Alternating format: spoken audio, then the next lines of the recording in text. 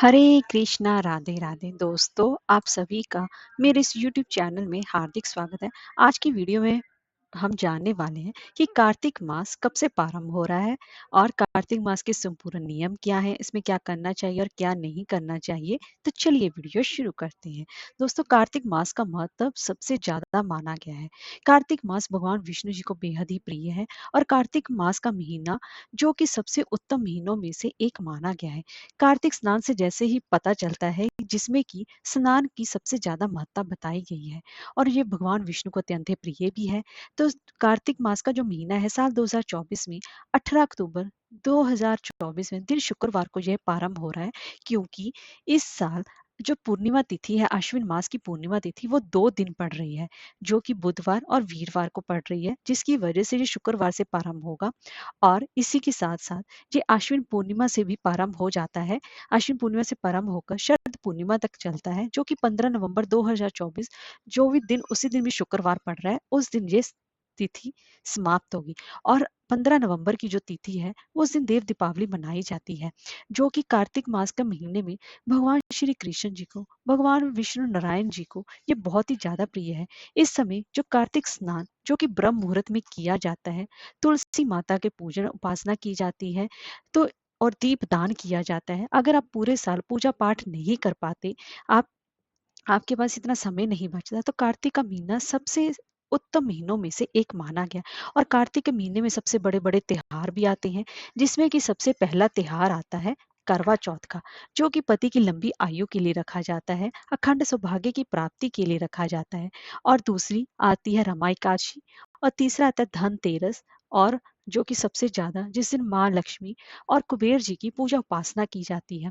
और फिर नरक चतुर्दशी, जिस दिन यमराज जी का पूजन किया जाता है। और फिर आती है दीपावली, जिस दिन माँ लक्ष्मी घर घर जाकर निवास करती हैं और घर पर धरती पर आती हैं। और दिवाली पूरे साल भर का सबसे बड़ा फेस्टिवल, जो कि सबसे बड़ा त्योहार मनाया जाता है। और फिर गोवर्धन पूजा की जाती है। भगवान श्री कृष्ण जी ने गोवर्धन पर्वत उठाया था और इस दिन अन्नकूट मनाया जाता है। और उसके बाद भैया दूज मनाए जाते हैं, जबकि यम और यमुना दोनों भाई बहन आपस में मिले थे। फिर छठ पूजा, जहाँ पर सूर्य नारायण की पूजा सबसे ज्यादा उत्तम मानी जाती है। और छठ पूजा का त्योहार साल भर में एक ही बार आता है, जिसकी वजह से इस त्योहार का सबसे ज्यादा महत्व माना जाता है। और उसके बाद आती है देव उठान एकादशी, जिससे कि विष्णु भगवान 4 महीने की निद्रा से जागते हैं और जो कि सभी शुभ कार्य प्रारंभ हो जाते हैं, इसलिए कार्तिक महीने का इतना ज्यादा महत्व माना जाता है। फिर तुलसी विवाह भी आता है इसी में। और इसी के साथ साथ आंवला नवमी भी इसी में ही आती है। आंवला नवमी का पूजन उपासना की जाती है।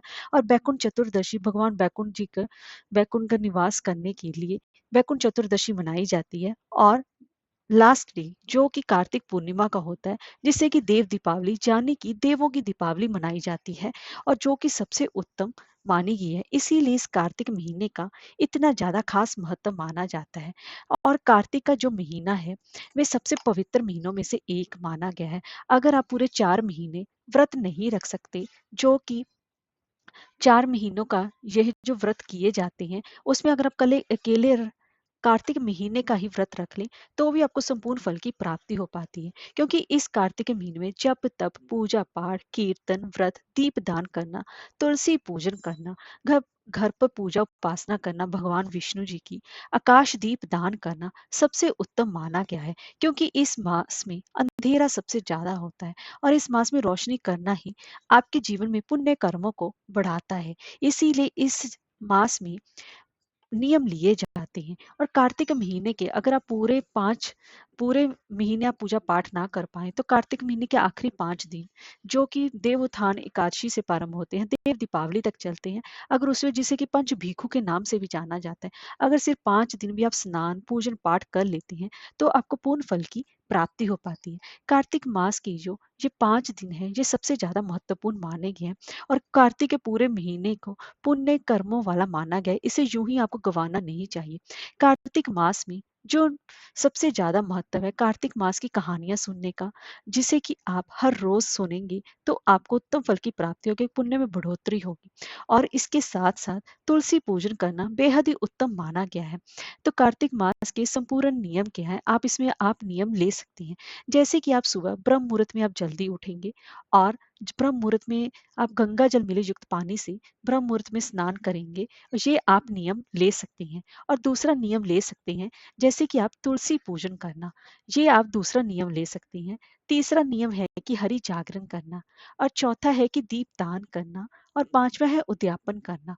और इसके अलावा सूर्य भगवान की भी इस समय पूजा उपासना करनी चाहिए, क्योंकि छठ का पर्व इसी महीने में आता है।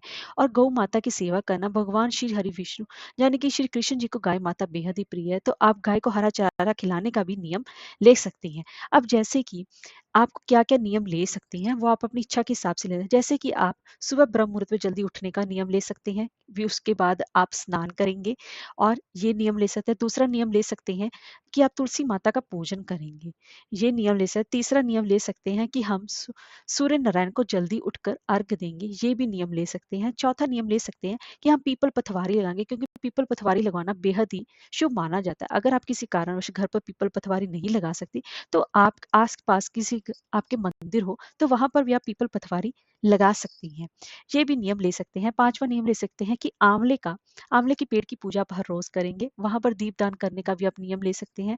या फिर आप अकेला सिर्फ दीपदान करने का नियम ले सकते हैं। दीपदान आप कहाँ कहाँ करेंगे, आप घर पर दीपदान कर सकते हैं, आंवला के पेड़ पर दीपदान कर सकते हैं, तुलसी के पास दीपदान कर सकते हैं, आकाश आकाश बाहर खुले आकाश में वहां पर दीपदान कर सकते हैं, पीपल पर दीपदान कर सकते हैं। अगर किसी कारणवश पीरियड के समय आप यह कार्य उतने दिन रुक जाएंगे, उतने दिन आप ये कार्य नहीं कर पाएंगे, तो उसकी जगह पर आपके पति या आपके बच्चे यह कार्य कर सकते हैं। अगर नहीं, वो भी यह काम नहीं करते, तो उतने दिन आप स्किप कर दीजिए, इसमें आपको कोई भी दोष नहीं लगेगा। तो सुबह कार्तिक स्नान आपको कैसे करना है, तो सुबह सुबह आपको ब्रह्म मुहूर्त में जल्दी उठना है। वैसे तो स्नान यह नदी में, जलाशय में, वहां पर करने का विधान है, लेकिन हमारे आसपास जलाशय नहीं है, तो जहाँ फिर गंगा नदी भी नहीं है, तो आप घर पर रहकर ही नॉर्मल जो पानी है उसमें थोड़ा सा गंगा जल मिलाकर स्नान कर सकती हैं। लेकिन एक बात का ध्यान रखें, अगर आपकी तबीयत ठीक है तभी आप ये कार्तिक स्नान शुरू करें, ऐसा शुरू करके बीच में छोड़ने का कोई फायदा नहीं है।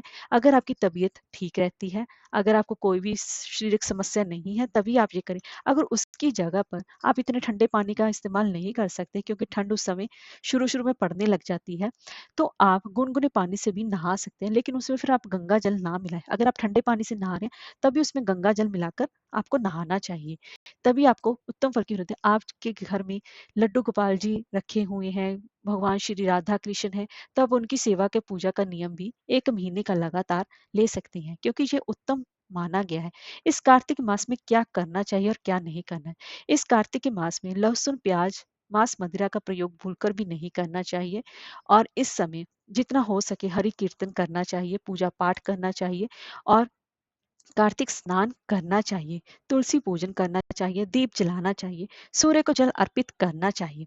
और इस समय क्या नहीं करना चाहिए, इस समय घर में लड़ाई झगड़ा क्लेश से बचना चाहिए, और बेड पर ना सोकर जमीन पर शयन करना चाहिए।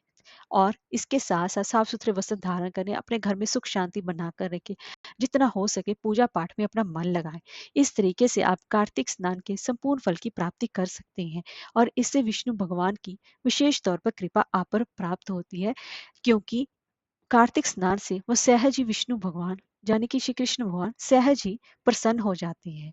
हरे कृष्णा, राधे राधे।